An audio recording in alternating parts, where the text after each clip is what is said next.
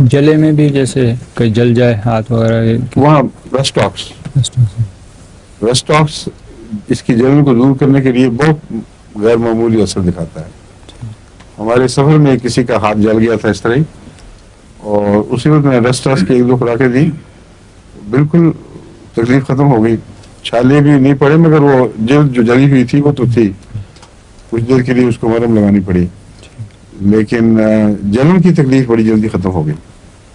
عام طور اس میں کیلنڈولا لوشن کہتے ہیں ڈاکٹرز، ہومیوپیتھ، کہ کیلنڈولا لوشن اگر لگایا جائے تو وہ مفید ہے.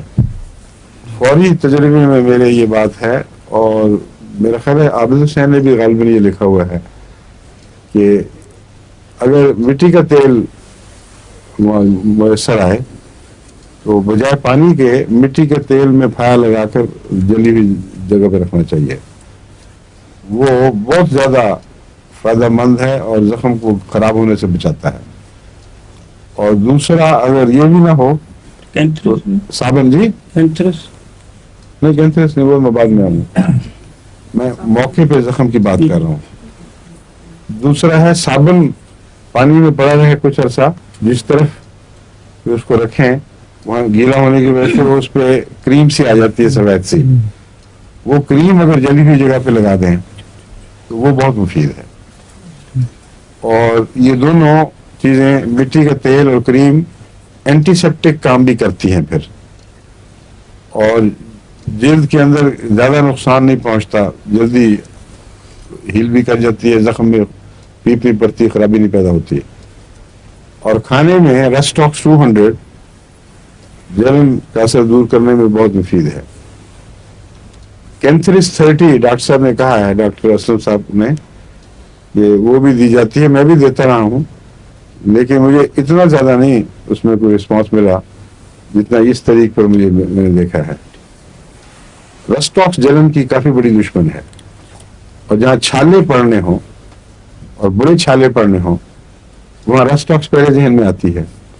کینتھرس میں بھی گرمی ہے، کینتھرس میں بھی چھالے ہیں، لیکن کینتھرس کے چھالے چھوٹے چھوٹے ہوتے ہیں، اور اس کی تیزی جو ہے اس کا اکثر تعلق گردوں کی خرابی یا پیشاب کی نالیوں کی انفیکشن وغیرہ سے ہوتا ہے. لیکن ریسٹاکس جو ہے وہ ایک عمومی دوا ہے، اور چھوٹے چھالے نہیں بلکہ بڑے بڑے چھالے ابلتے ہیں اس میں، اور جلنے میں نے دیکھا بڑے بڑے چھالے نکلتے ہیں. تو پیٹرن اس کا ریسٹاکس سے ملتا ہے، اس لیے میں اس کو ریسٹاکس کو دیتا ہوں. اور میں نے دیکھا ہے کہ فائدہ مند ہے، صرف ایک وہ نہیں ہے نظریہ، بلکہ واقعی تجربے میں آئی ہوئی بات ہے. چوٹ میں اور جلنے میں بھی یہ جو شاک ایلیمنٹ ساتھ میں ہوتا ہے، شاک ایلیمنٹ تو ہوتا ہے ہر حادثے میں، جلنے میں بھی ہوتا ہے. یہی دوائیں کے لیے بھی کریں گے کچھ اور ساتھ؟ جو دوائیں ہیں شاک کے لیے ضروری ہیں، جن کا ان کے دائرے سے تعلق نہیں ہے، باہر کا دائرے سے، وہ تو دینی پڑیں گی. مثلا پاگل پن کی علامتیں ظاہر ہو رہی ہیں اور اچانک ذہن معوف ہو گیا ہے، اس کے لیے اور قسم کی دوائیں ہیں. اوپیم ہے، ایکولائٹ ہے اونچی طاقت میں، آرسنک ہے. آرسنک جلنے کا بھی اینٹیڈوٹ ہے، اگرچہ اس میں چھالے نہیں اس طرح پائے جاتے.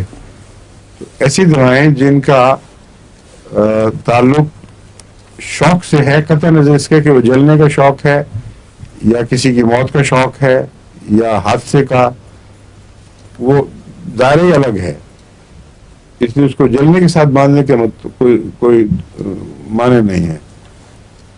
شوق کی دوائیں الگ ہیں اپنے طور پر، اور اگر جلنے کے بعد ریلیف جلدی مل جائے تو ہو سکتا ہے وہ شوق پہ پیدا ہی نہ ہو.